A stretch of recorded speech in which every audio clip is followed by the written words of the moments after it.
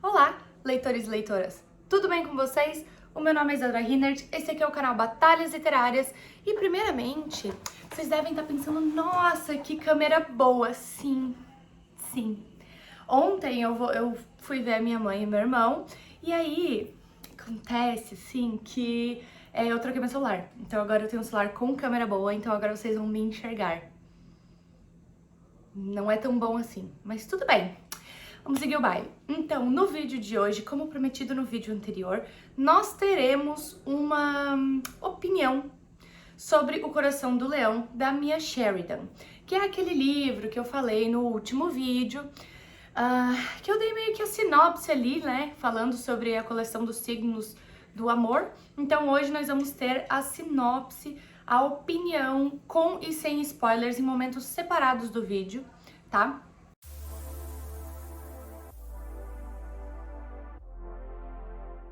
No vídeo anterior eu dei a sinopse ali do Coração do Leão, onde eu falo sobre a Ivy e o Léo, que se conheceram lá naquele orfanato, quando eram crianças, criaram uma amizade, na adolescência começaram a namorar. E aí, então, o Léo foi adotado por uma família rica que morava em outra cidade longe, prometeu se corresponder com ela, e isso nunca aconteceu. A Ivy ficou lá no orfanato até os seus 18 anos, ela saiu, teve que sair, né? Então ela começou a criar a vida dela literalmente do nada. Ela começou a trabalhar, ela não conseguiu estudar.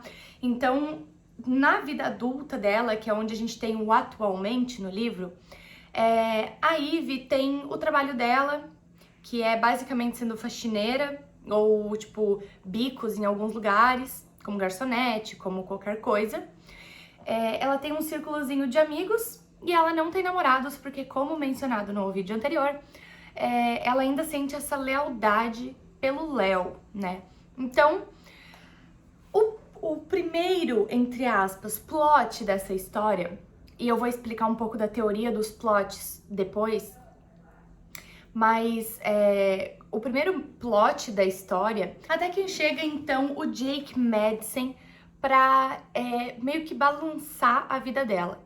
O Jake chega basicamente falando que ele foi enviado pelo Léo, que o Léo, ele infelizmente teve um acidente e acabou falecendo, e ele deu essas informações pra ela e eles então começam a se falar. Ele fala que foi enviado pelo Léo pra conversar com ela sobre algumas coisas que ficaram pendentes, e é aí que a gente já sabe o que acontece. Todo mundo sabe o que acontece. Quem já leu um livro de romance sabe o que acontece. Eles ficam juntos, eles se apaixonam, né? E aí, por que isso é um problema?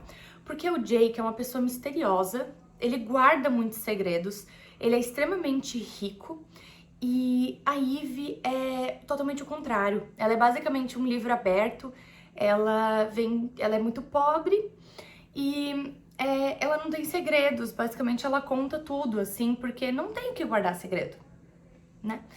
E aí eles começam a se relacionar e tudo mais, e aí as bombas vão explodindo aos pouquinhos, porque a gente consegue ver a construção de personagens e a construção de relacionamento entre os dois, e a gente consegue ver que aquela coisa não é exatamente saudável. Fica complicado de defender um pouco o Jake Madison.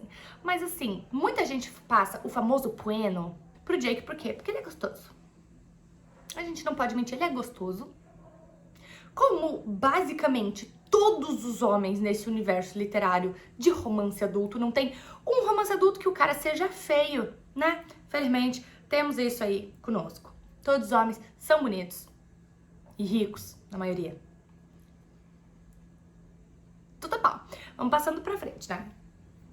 Antes, quando eu ia falar pra vocês um pouquinho ali por trás da teoria literária, o que acontece? Existem diferentes tipos de gráfico para diferentes tipos de livro.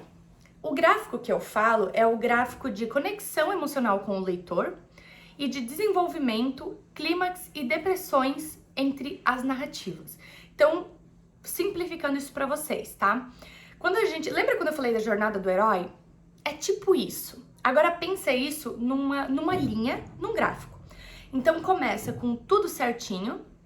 Ali tem um casalzinho, beleza, ok, tudo certo, eles se conhecem, tá tudo certo, deu merda, vocês vão saber aí, pensem em qualquer livro de romance, vocês vão saber isso, tá tudo certo, eles começam a se dar bem, deu merda, deu muita merda, deu muita merda, deu tudo certo, segue pra próxima história. Isso geralmente é o que a gente vê em livros de romance. Romances adultos tendem a ser um pouquinho diferente porque eles têm mais curvaturas. Por quê? Porque num romance jovem, a gente, nesse young adult, ou tipo pré-adolescente, esse tipo de romance mais água com açúcar, os autores têm que introduzir o romance na vida de uma pessoa. Eles têm que introduzir o conhecimento de um romance. Como é aquela sensação pela primeira vez? Isso toma mais tempo.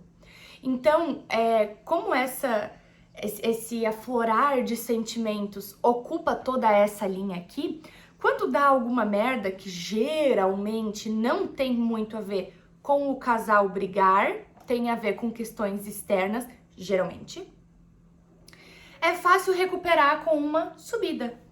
E é isso. Livros de romance adulto. Os personagens, eles já passaram pelo conhecimento do sentimento.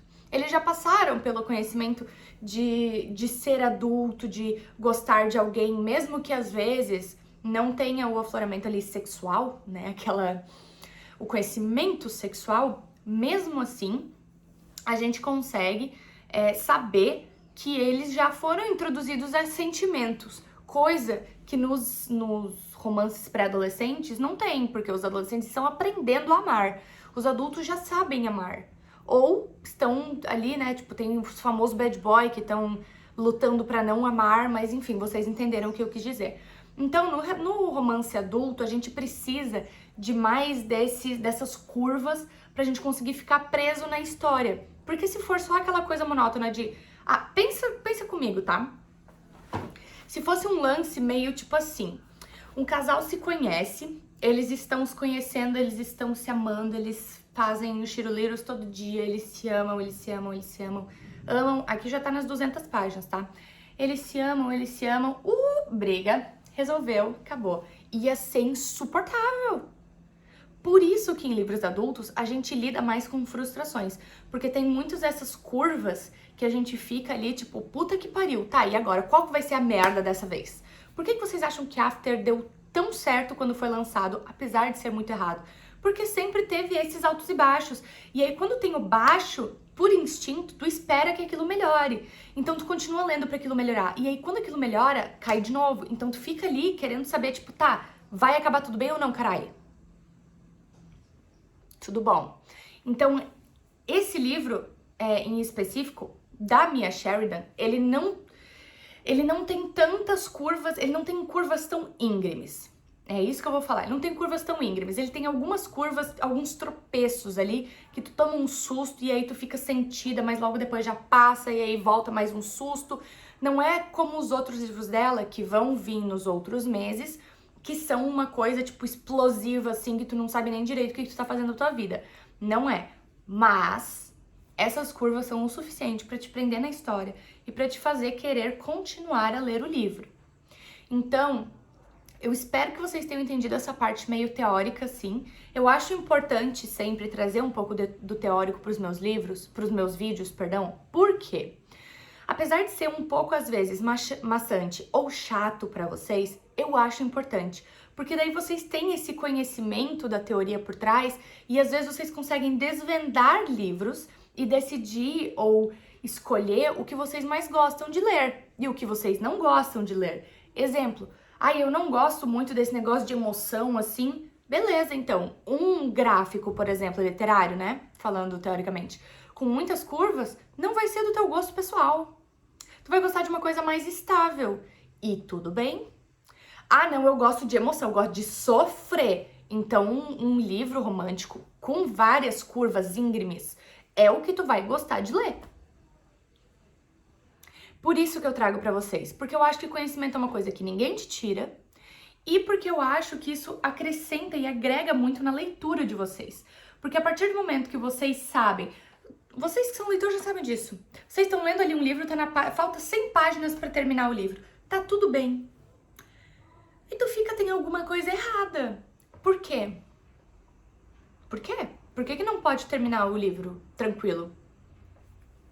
Por quê? Por causa da teórica. Porque o ser humano tende a querer uma coisa boa depois de uma ruim. Ah, tu vai no dentista, ele te dá um doce depois. Foi um exemplo meio ruim, mas ok. Tu foi fazer vacina, te deram um balão. Tu foi tirar sangue, tu ganha sorvete. Então, é uma sucessão de querer que aquilo dê certo. Então, quando a gente vê... Tudo bom. Então, quando a gente vê uma história, alguma coisa dando errado, é nossa necessidade querer que venha uma coisa boa depois. E quando a gente tem uma coisa boa, a gente não está acostumado a ter essa coisa boa sem ter a parte ruim antes. Ou seja, se tá tudo certo, a gente começa a estranhar. Pezinho levemente atrás. Por isso que quando falta 100 páginas, a gente estranha. E por isso que a gente fica tão preso numa história quando acontece uma depressão, quando acontece uma coisa ruim. Porque a gente quer saber o que vem depois. Então, isso é uma coisa que eu quero trazer pra vocês. Eu quero continuar trazendo um pouquinho mais do teórico pra vocês. Vai ser uma parte um pouquinho mais reduzida do vídeo, como vocês já perceberam, né? Eu sempre dou algumas pinceladas, não vai ser um vídeo inteiro de teoria, senão eu vou entediar vocês, infelizmente. Mas, enfim, por aqui eu acabo minha parte teórica e também a minha parte sem spoilers. Então, se você assistiu até aqui, não quer saber spoilers do livro da minha Sheridan, que inclusive vou deixar aqui embaixo o link na descrição de compra. Comprando pelo meu link da Amazon, que eu sempre disponibilizo aqui nos vídeos, vocês ganham um desconto. Então todos... Ah, me interessei por esse livro. Clica aqui no link e compra lá na Amazon que tu vai comprar com desconto. Tá bom? Então, ok. Se você assistiu até aqui e gostou desse vídeo, deixa o like aqui embaixo que me ajuda muito. Se inscreve aqui no canal. Acho que é desse lado, né? Se inscreve aqui no canal. É um botão vermelho, brilhante, lindo, de graça. De graça. E comenta aqui embaixo o que tu achou sobre esse livro, caso você já tenha lido, ou se te deu vontade de ler. Agora, então, um beijo pra quem saiu. Tchau. E pra quem fica, parte com spoilers.